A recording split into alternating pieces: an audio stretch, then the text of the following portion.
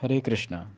तो हाल ही ऑनलाइन में काफ़ी वीडियोस फैल रहे, कमेंट्स फैल रहे, जहाँ लोग सनातन धर्म के ऊपर एक आरोप है। कहते हैं कि आपका जो देव है, आपका देवता है, का खुद का भगवान जो है ब्रह्मा जी, उनके खुद के डॉटर के ऊपर, खुद का बेटी के ऊपर वाक देवी जो है उसके ऊपर अट्रैक्ट हो जाते हैं, उसके ऊपर लस्ती का फीलिंग्स आ जाते हैं।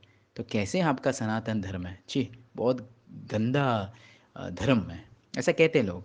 तो किसी ने मुझे मैसेज आया था, पूछा था कि प्रभु जी ये ब्रह्मा जी और वाग देवी का कहानी सही क्या है, ऐसा होते क्या शास्त्रा में, और अगर सच में तो फिर ऐसा क्यों है, वर्णन आ जाता है कि खुद के डॉटर के ऊपर अट्रैक्शन हो जाता है, ये क्या है। सो हम पहले चीज़ देखना चाहते हैं कि वेद शास्त्र जो है, खास करके पुराना इतिहास जो है, उनका जितना भी वर्णन आ जाता है तो सब बहुत खुला खुल्लाम, कुछ भी चीज़ हिडन नहीं है। हाँ, और लेकिन एक ही उद्देश्य मात्र है कि हमको इसमें जब भी सुनते कुछ सीख मिल सकते हैं। सो जैसे आजकल का न्यूज़पेपर्स या मैगज़ीन हम पढ़ेंगे या ऑनलाइन न्यूज़ हम पढ़ेंगे, जितना भी स्कैंडल्स, जितना भी बुरे चीज़ जो हुए, वो सब कुल्ला कुल्ला में एक्सप्रेस करेंगे। ऐसे हुआ, इधर हुआ, उधर हुआ। लेकिन इन दोनों का अंतर क्या है? जो modern day newspapers, articles, news वगैरह, वो पूरा क्राइम या पूरा जो चीज़ बुरे चीज़ हुए उसका पूरा डिटेल्स दिया गया गया है कि कैसे हुआ, कितना हुआ, क्या हुआ, वो डिटेल्स देता है, डर्टी डिटेल्स कहते हैं, जिसमें अगर हम पढ़ेंगे हमारा मन विचलित हो जाते, गंदे हो जाते, खराब हो जाते। और लेकिन वेद शास्त्र में ऐसे डिटेल्स नहीं बता रहे। क्या डिटेल्स देते, उसके बाद में उसका परिणाम क्या हुआ, उसका इलाज क्या है, इससे कैसे बाहर आ गया, इस चीज़ के ऊपर ज़्यादा फोकस है। डर्टी डिटेल्स पे नहीं जाते हैं, उल्टा उसको बता रहे कि और डिलीवरेंस का डिटेल्स कैसे हैं, उसको कैसे उद्धार, कैसे कैसे सुधार किया, तो वो डिटेल्स बता गया। तो हम देखेंगे ये एपिसोड जो है, एक ही एपिसोड है शास्त्र में। अगर हम ज़्यादा शास्त्र पढ़ेंगे तो और विचलित हो जाते हैं, अरे ऐसा ऐसे भी हुआ। लेकिन याद करो, उसका केवल एक ही उद्देश्य मात्र है कि लोगों को सीखने का।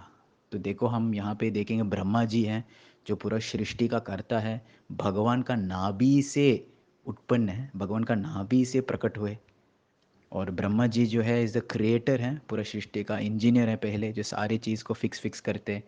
तो क्या कहानी हम देखेंगे, पहले जो है वाग देवी जो है, जब भी ब्रह्मा जी सृष्टि करते थे, वाग देवी का उत्पन्न हुए, मैनिफेस्ट हुए ब्रह्मा जी से।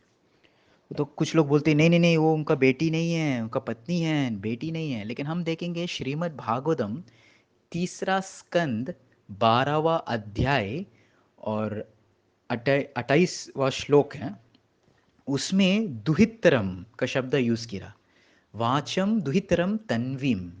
हाँ, मतलब ब्रह्मा जी का शरीर से तन्वीम एक दुहितरा, मतलब डॉटर प्रकट हुई। ओके, लेकिन उसका काम, हाँ, अकामम चकमे, उसका काम बढ़ जाते हैं ब्रह्मा जी का। तो इसमें ऐसा क्यों होते हैं?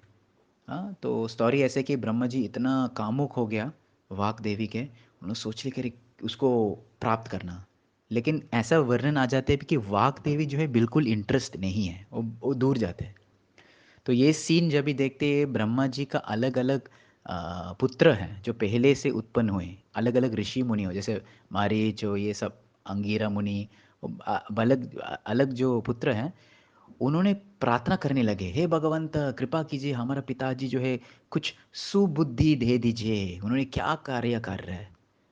तो देखेंगे कि ब्रह्मा जी का बाकी का पुत्र जो है ब्रह्मा जी के लिए प्रार्थना कर रहे हैं। किसको प्रार्थना करे? भगवंत, हाँ, भगवान श्री कृष्णा, भगवान श्री विष्णु को प्रार्थना करे, हमारा पिताजी को थोड़ा सुबुद्धि दे दो। लेकिन इन बेटों में से एक जो है मारीच का नाम, मारीची का 6 पुत्र जो है उन्होंने हंसने लगे। हाँ, ग्रैंडफादर को देके हंसने लगे, ये मारीच का 6 पुत्र जो है। और उसका क्या दुष्परिणाम है? उनका एक कर्मा के कारण अगले जन्म में ये 6 पुत्र जो है वो देवकी का 6 पुत्र बन जाते हैं, जिसमें कंसा मारते, एक एक पुत्र जैसे निकालते, वो एक एक पत्थर के ऊपर फेंक रहे मारते। वो कौन है ये 6 पुत्र?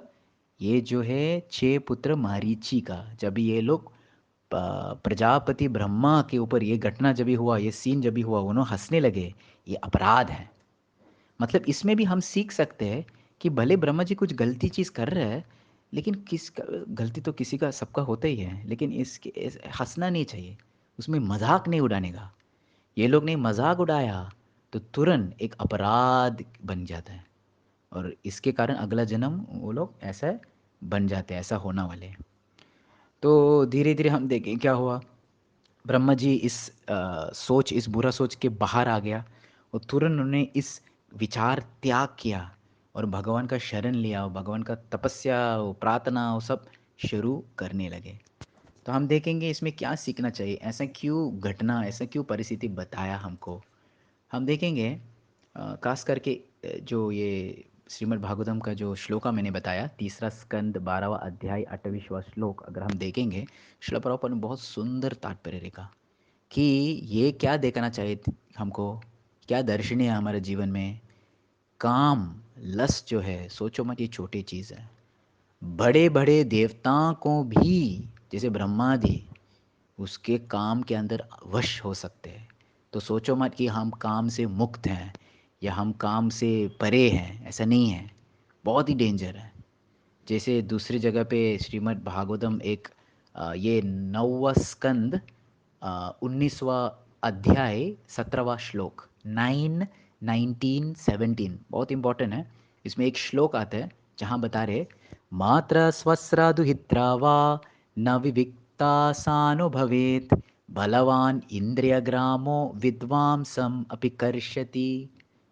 क्या कहते हैं इधर, न अविविक्त आसनो भवेत, अकेला नहीं बैठने का। किनके साथ, मात्र, माँ, स्वस्र, बहन, दुहित्रा, डॉटर, ये तीनों के साथ में अकेला नहीं बैठने का। क्यों, बलवान इंद्रिय ग्राम, इंद्रिय जो है उसके ऊपर विश्वास नहीं कर सकते, कभी भी मन विचलित हो सके। विद्वांसम अपि, भले आप सोच रहे हैं हम बहुत विद्वान हैं, नहीं नहीं नहीं मेरे साथ नहीं होगा, लेकिन शास्त्र ऐसा वर्णन आता है कि डोंट ट्रस्ट द सेंसेस, इंद्रियों को के ऊपर विश्वास मत करो। अच्छे लोग भी गड़बड़ हो सकते, you can never be too careful. ये देखना चाहते हैं हम। देखो भगवद गीता भी सेम चीज़ भगवान बता रहे, दूसरा अध्याय 67 श्लोक 2.67। इसमें भगवान बता रहे, इंद्रियाणाम ही चरताम यन्मनोनुविधीयते तदस्य हरति प्रज्ञां वायुर्नावम विवाम्बसी। जैसे एक नाव है समुद्र में, अगर उसका एंकर नहीं डाला तो जैसे हवा आ जाती है उसको उठा के फेंक देंगे, उसको उठा के लेके जाते हैं। तो वैसे इंद्रियों भी अगर हम संभालेंगे नहीं, थोड़ा उसको लूज रखेंगे, इधर उधर जाने के चलेगा, थोड़ा देखेंगे, चलेगा थोड़ा करेंगे, चलेगा थोड़ा लूज रखेंगे, फट हमारा मन बुद्धि सारे चीज़ खींच लेंगे। बहुत ही डेंजर है। तो इस इसमें हम देख सकते कि एक्चुअली एक सीख मिल जाते हैं कि सोचो मत कि हम बहुत पावरफुल हैं, बहुत बड़ा है, मैं बहुत प्रगतिशाली हैं, बहुत आगे गए, इसमें वरी नहीं करने का, मैं इतना साल से कुछ गड़बड़ नहीं हुआ। हमेशा केयरफुल रहना चाहते हैं। तो प्रॉपर कहने का कि ये काम जो है यही सबसे बड़ा बंधन है इस संसार में। हाँ। सो ऐसे ऐसे बड़े बड़े महान पर्सनैलिटी, महान व्यक्ति जैसे ब्रह्मा जी, उनके उदाहरण से हम समझ सकते हैं कि अगर इनका जीवन में ऐसा होगा, ऐसा नहीं कि ब्रह्मा जी का पूरा जीवन में गड़बड़, ये एक ही इंसिडेंट जिसमें हाईलाइट हुआ।